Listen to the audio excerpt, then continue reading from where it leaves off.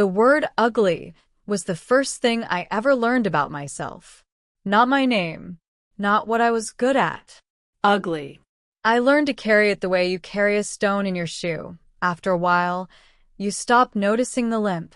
I thought 30 years had made me untouchable. I thought I had built something inside myself that nothing could reach. Then I pushed open a door that wasn't meant for me, and every head in that room turned at once. And I understood, in the space between one breath and the next, that I had walked into something I did not have a word for yet. The man at the far end of the table stood up. What happened next, I am still learning how to carry it. If something in those words just landed somewhere you recognize, stay. This story is yours. Subscribe and don't lose it. The drive out to the Pembroke estate took 22 minutes, which I know because I timed it. I time everything. It's not anxiety, it's systems. Systems are the only things that have never lied to me. Jefferson City in November goes dark early and completely, the kind of dark that has weight to it, like the sky is pressing down on the river. I had the heater running and a delivery manifest on the passenger seat and a very clear plan. Drop the catering order at the service entrance, get a signature, drive back to the mall in time to review the weekend foot traffic numbers before midnight. Natalie had called 3 days earlier with what she described as a favor. It's nothing, she said. A delivery for one of my clients. They specifically need someone reliable. I thought of you. She always said, I thought of you the way people say you're welcome before they've done anything. Like the thought itself was the gift.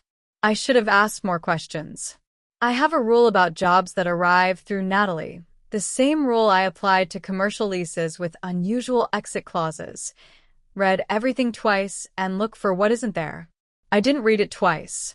The Pembroke estate sat at the end of a private road off Route 50, behind a gate that opened before I reached it.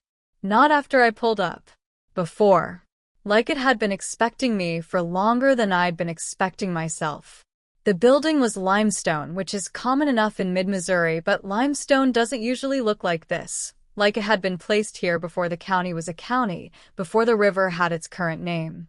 The exterior lights were wrong too. Not the warm yellow of security floods. Something older. Something that made the shadows lean the wrong direction.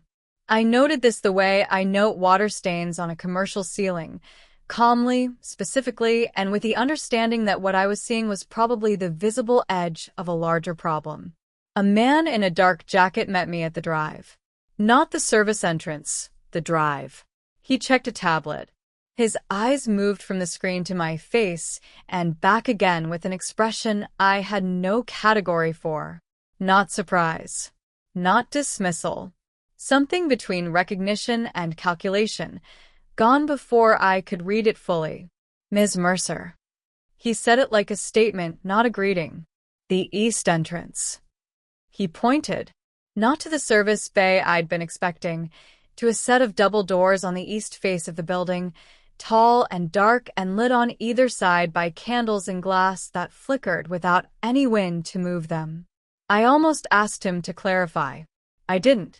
I picked up the delivery case and walked toward the doors, because I have never in my life stood in a doorway waiting for someone to give me permission to do the job I came to do. The doors were heavier than they looked. Inside was warmth and candlelight and the smell of something expensive, not food, not cologne, something older than either, like the air itself had been in the room for a very long time and had acquired a particular quality the way old wood does. And then I was through the interior hall and into the wrong room entirely. I knew it was the wrong room the way I know when a retail space has bad sightlines, not from a sign, not from being told, from the immediate, physical evidence of how every element in the space was arranged. This was not a staging area. This was not a kitchen corridor. This was the main hall.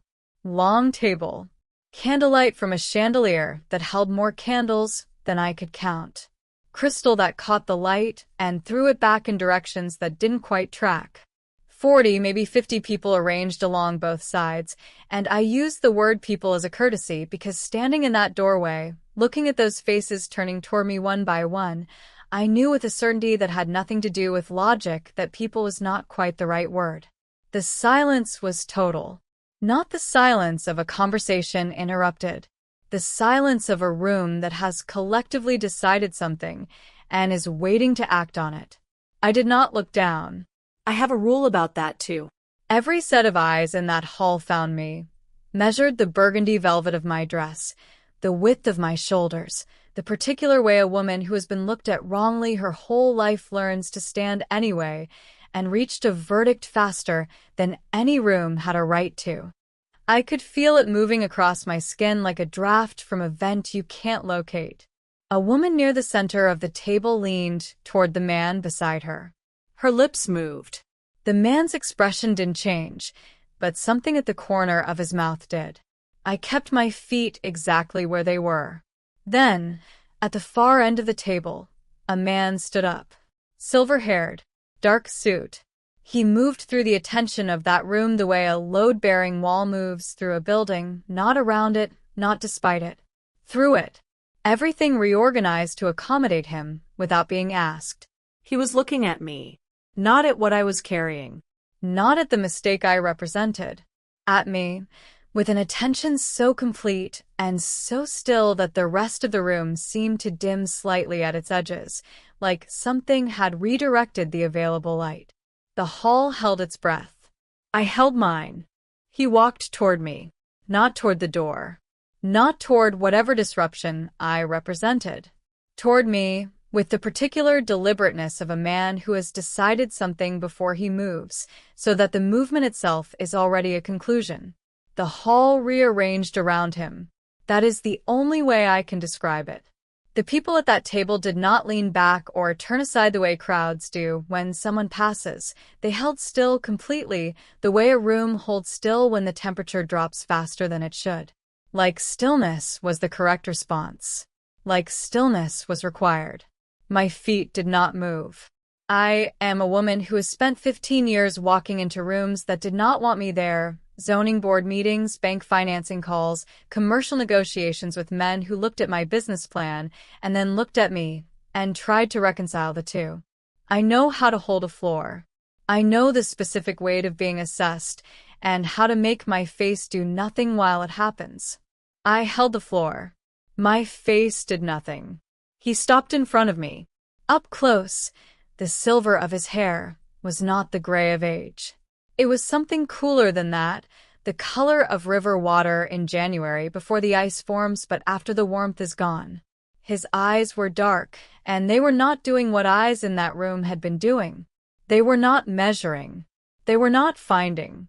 They were reading the way you read a document you already know is important and are determining exactly how important. He said nothing for a moment.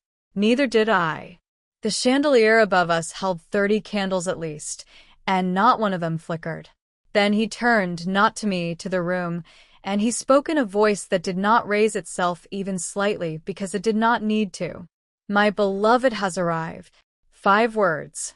The silence that followed was not confused. It was not doubtful. It was the silence of a room receiving a law and adjusting its understanding accordingly, the specific quiet of people who do not question the source because they have learned what questioning costs. I registered distantly that my hand was in his. I don't know when that happened. Palm up his hand. Not gripping. Offered. The way you offer something you are certain will be accepted, because you have never had reason to expect otherwise. He led me to the head of the table. The chair beside his was empty. It had been empty the whole time, I realized. Set for someone who hadn't yet arrived. The crystal at that place setting caught the candlelight differently than the others, intentionally angled, I thought, with the detached professional part of my brain that never fully goes quiet.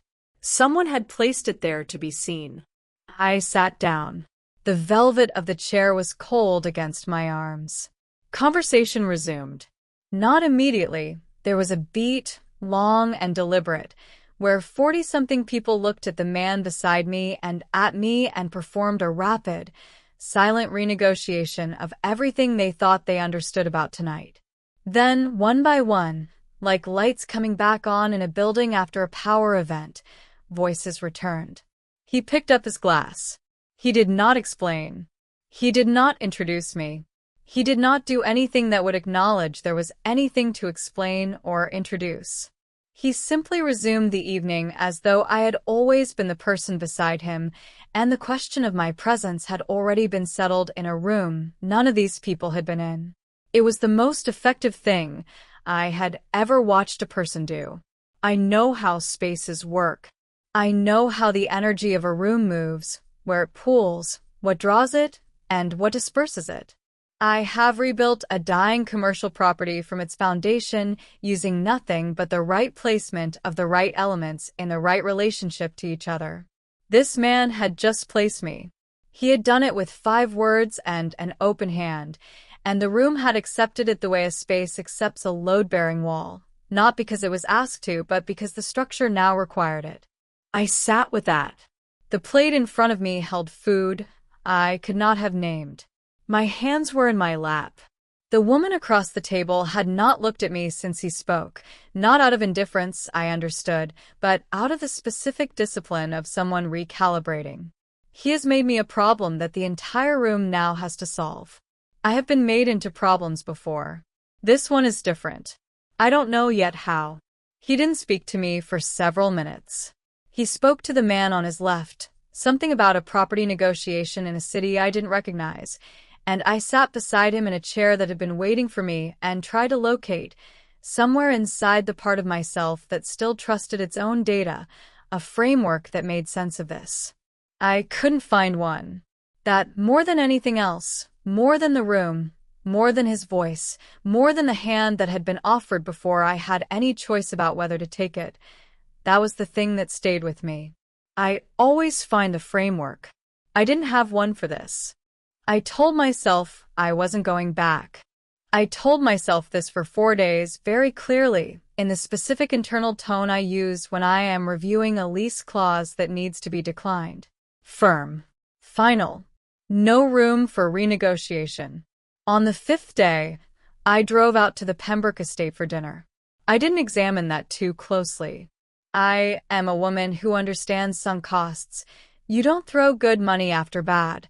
You don't extend a failing tenancy out of sentiment, and you do not walk voluntarily into a room where you have already been declared someone's property in front of 40 witnesses. These are policies. I have them for reasons.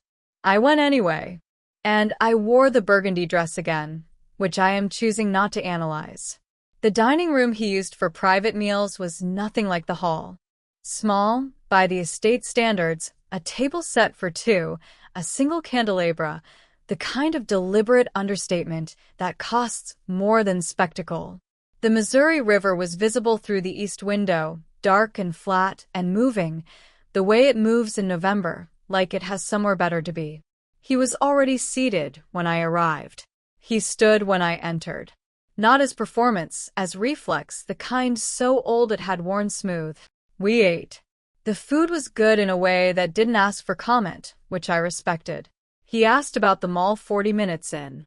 Not as small talk. He asked the way an engineer asks about load-bearing capacity, not to make conversation, but because the answer would tell him something he actually wanted to know.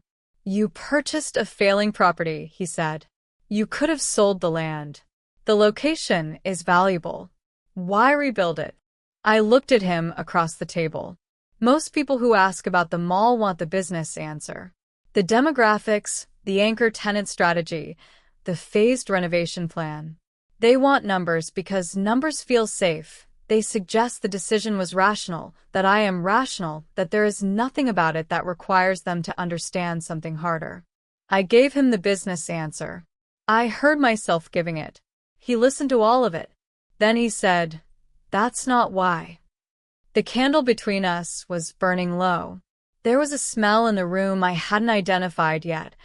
Old paper, maybe, or the particular dryness of stone that has held heat for centuries. I set my fork down. The property had been empty for 6 years when I bought it, I said. 6 years of nothing. No foot traffic, no tenants. The food court stripped out, the atrium skylights cracked. Everyone who looked at it saw what wasn't there anymore. And you didn't. I saw the bones. I said it the way I always say it, practically, because it is a practical observation. The structural geometry was right. The sight lines from the main entrance were right. The relationship between the anchor spaces and the corridor flow, all of it was right. A space that was designed correctly doesn't stop being correct because people left it. It just stops being used. He was quiet. I kept going because I had started and stopping felt worse.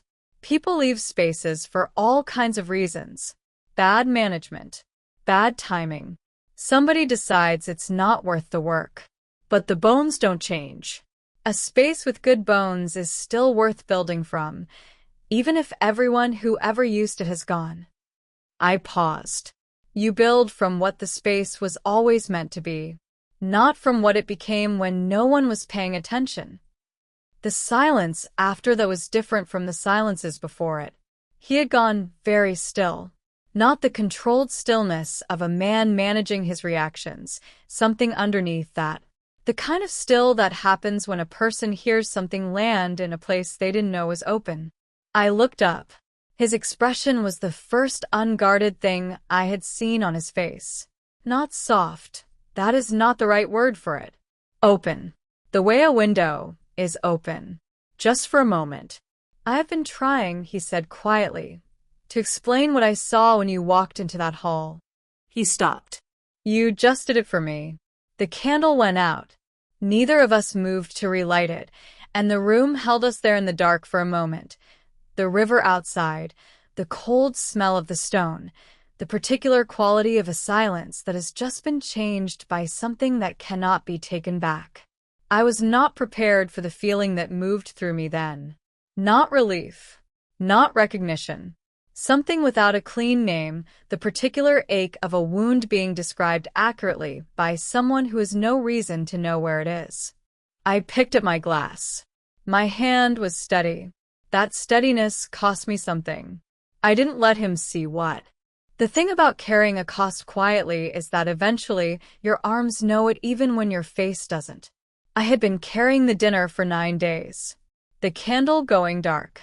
His voice saying you just did it for me in a room that then held us both without explanation. I had replayed it the way I replay a contractor bid that doesn't add up, methodically, looking for the line item that doesn't belong, the figure someone inflated or omitted. I couldn't find it. That was its own kind of problem. I was in the atrium when Natalie arrived.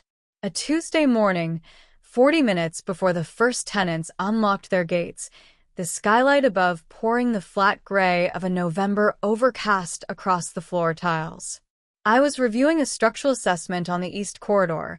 A contractor had flagged a hairline crack in the facade behind the cell phone kiosk, and I was making notes in the margin in the specific, unhurried way I make notes when I am paying attention to something else. I heard her heels before I saw her. Natalie has always worn heels that announce her. She learned early that arriving is an event if you make it one. I learned early that arriving quietly means you get to watch what the room does before it knows you're there. She came toward me with the particular open-armed energy of a woman who has rehearsed warmth. I've been trying to reach you, she said. I know. She stopped a few feet away. Her coat was camel-colored, new, and she was wearing the expression she wears when she is about to reframe something, a slight lift at the chin, a softness around the eyes that is constructed rather than felt, like a window display arranged to suggest the interior is better than it is.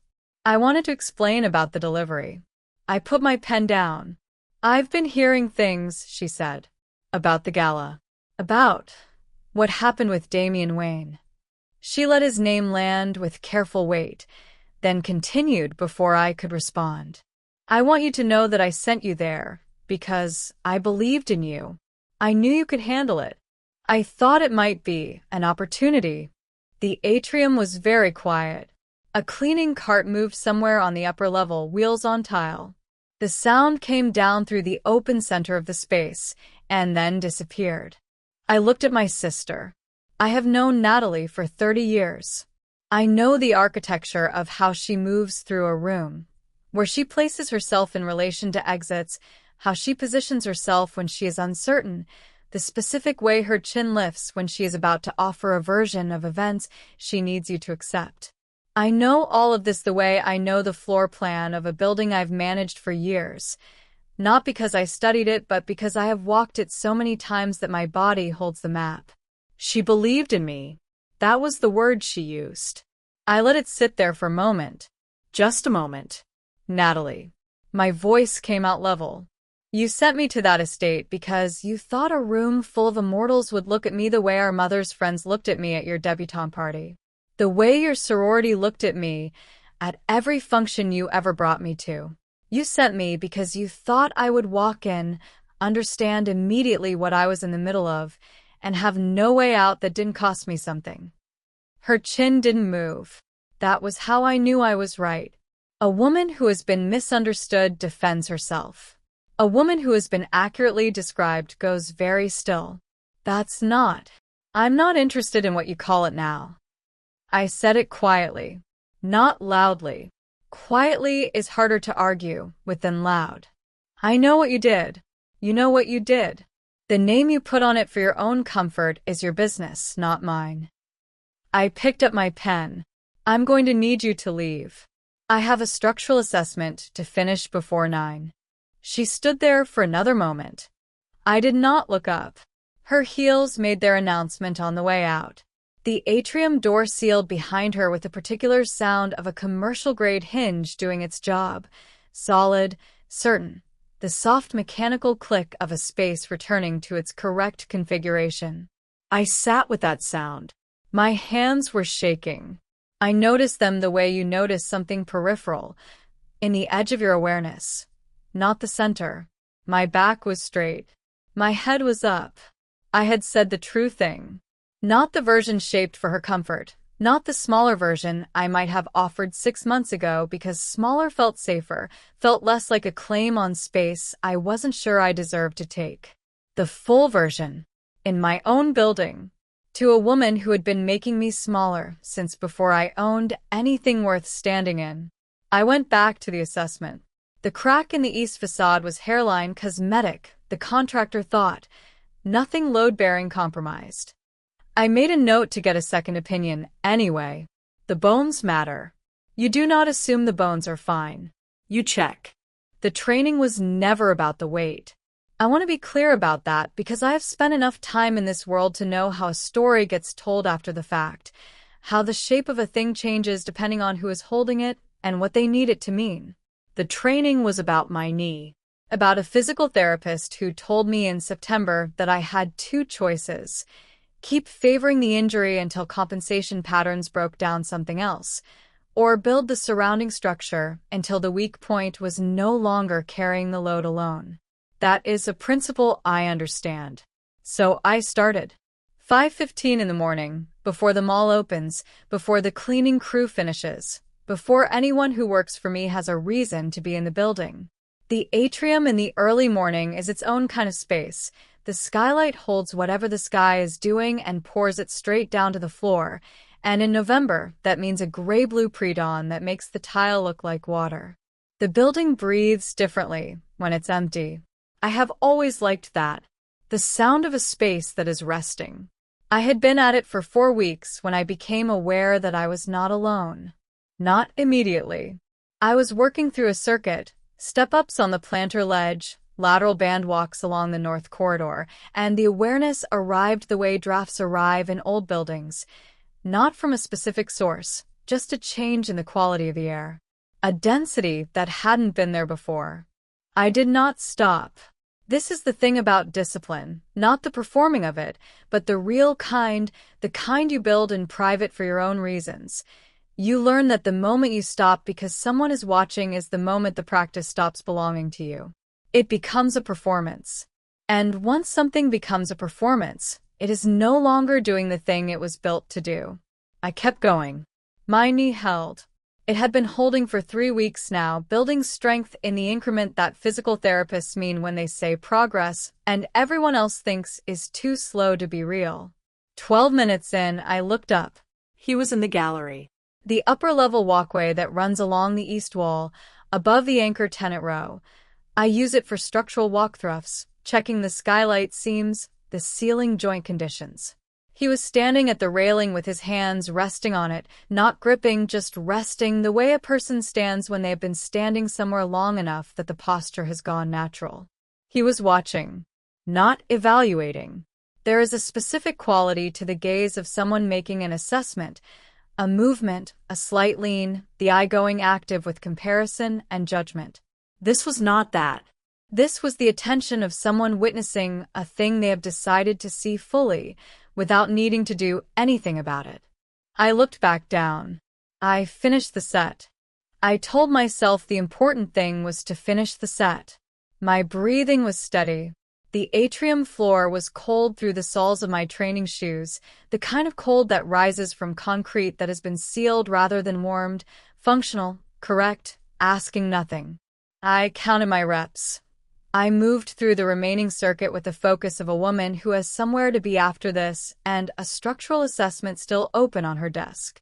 I thought about nothing. I was spectacularly unconvincing at thinking about nothing. 38 minutes after I first looked up, I finished. I stood in the center of the atrium floor with my hands on my knees, breathing, the gray light from the skylight coming down around me, and the building completely silent except for the tick of the HVAC running its morning cycle. I straightened up. I looked at the gallery. He was still there. His expression, I have been trying to find the right description for weeks now, and I am still not sure I have it. Not admiration, which is a word people use for things they observe from a safe distance. Not desire, which has its own recognizable shape, and this was not that shape. It was something more careful. Something that had the quality of a man recognizing a thing he had not known to look for, understanding in the moment of finding it exactly how long he had been without it. He didn't speak. He left. The access door at the far end of the gallery closed behind him with the soft click of a well-hung hinge, the kind of close that requires no force because everything is properly aligned. I stood in the atrium for another 2 minutes. Just standing. The kind of stillness that is not rest but consolidation, the body checking its own inventory after something has moved through it. My knee felt stable. The rest of me was working something out. I had spent 30 years learning to be invisible in spaces where visibility was a liability. I had learned it so well that I had started applying it everywhere, including rooms I owned, including my own building, including the skin I showed up in every single morning. He had stood in the gallery for 40 minutes and watched me be entirely, unreservedly present in my own body. He had said nothing. He had left. And what remained in the atrium after the door closed was not the feeling of being watched. It was the feeling of having been seen and the very specific, very old ache of realizing you had not known those were different things until just now. The dress was champagne-colored. I had chosen it myself. Not to hide in. That was the first thing I understood when I stood in the bridal shop in October and felt the fabric and said yes. I have spent a significant portion of my adult life choosing clothes the way I choose paint colors for commercial interiors. Practical, neutral, designed to draw attention away from the structure and toward something else. The champagne dress was not that. It was designed to be seen. I bought it knowing exactly what it was, and I did not apologize for it. That was 4 months after the atrium. A great deal happened in those 4 months. I am not going to tell you all of it because some of it belongs only to the two of us, and some of it I am still learning how to hold. What I can tell you is that the question I had been carrying since the gala, the one with no framework, no comparable data point, no precedent in 30 years of building things and managing things and keeping things running by sheer force of organized will, that question did not go away. It got heavier. Because the longer there was no catch, the more certain I became that I was simply failing to locate it. The master suite at the Pembroke estate faces east, toward the river. I know this the way I know the sightline geometry of my own mall from walking it, measuring it, standing in various points within it, and understanding how the space is designed to make you feel. The room is designed to make you feel held. High ceilings, good proportions, Windows that give you the river and the sky simultaneously without making you feel exposed. Whoever built it understood that a room is not just walls. It is an argument about what matters. The ceremony had been small. 40 people, which I recognized with a dry private humor as the same number that had been in the hall the night I walked into the wrong room carrying a catering order. The same 40 people. Different configuration. Different air. I was in the bathroom when the question finally became unavoidable.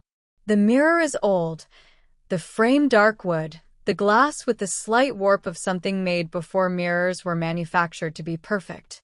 It shows you true, but not flat. There is a depth to it that modern mirrors don't have, like it is interested in more than your surface. I stood in front of it in the champagne dress, the hem still perfect, my hair still arranged, and I looked at myself the way I have been learning to look, not cataloging, not assessing for deficiencies the way a building inspector looks for code violations. Just looking. The body in the mirror was stronger than the one that had walked through those double doors 11 months ago. Not dramatically, not in the way stories usually tell this. Incrementally. The way a space improves when you fix the things that were quietly wrong. Better load distribution, better range of motion. The knee that had been compensating for years now carrying its actual share. I had done that work alone, in the gray pre-dawn of my own building, for my own reasons. It was mine. I was still looking at myself when I asked the question out loud. Why do you stay? I had not planned to say it. It arrived the way the true things arrive when they have been held too long, without ceremony, without warning, just present all at once in the room with you. He was in the doorway. I don't know how long he had been there. He moves through spaces the way old buildings settle, without announcement, without apology, in a way that suggests the space has simply always included him. He was quiet for long enough that I thought he might not answer. Then, in 400 years, I have been surrounded by creatures who perform every moment of their existence. Every expression measured. Every word placed. Every gesture calculated for the effect it will produce. He paused. It is exhausting in a way that the living do not have the lifespan to fully understand. The river was audible through the east window. Dark water moving in the way it moves at night. Purposeful. Indifferent to being watched. You walked into my hall, he said, carrying a delivery. You understood within 30 seconds what you were in the middle of. You did not pretend otherwise. You did not perform composure. You had it because it was real, because it came from somewhere in you that has been building itself for a very long time without anyone's help. He stopped. I have not met anything real in longer than I can accurately measure. I intend to be in proximity to it for the rest of my existence. He did not mention the dress. He did not mention my body. He did not mention anything that a mirror could show or hide. I turned back to the glass. The woman looking back at me had walked into a hostile room and stayed on her feet. Had rebuilt a dead property from its bones. Had said the true thing to her sister in her own building without raising her voice. Had trained in the gray dark every morning for herself, not for anyone's verdict. I looked at her the way I look at a space I have finished restoring, not comparing it to what it was when it was failing, not measuring it against some ideal it was never designed to be. Looking at what it actually is, what it was always structured to become. The bones were good. The bones had always been good. I stayed in my own gaze until the staying felt natural, until looking away would have required an effort I was no longer willing to make. Behind me, the river kept moving. The room held us both without condition. It was enough. It was exactly enough. There are women in this city, in every city, who have been carrying a verdict they never agreed to. If this story found something in you that needed finding, subscribe. There are more of these women. More of these stories. They are easy to lose if you let them slip past.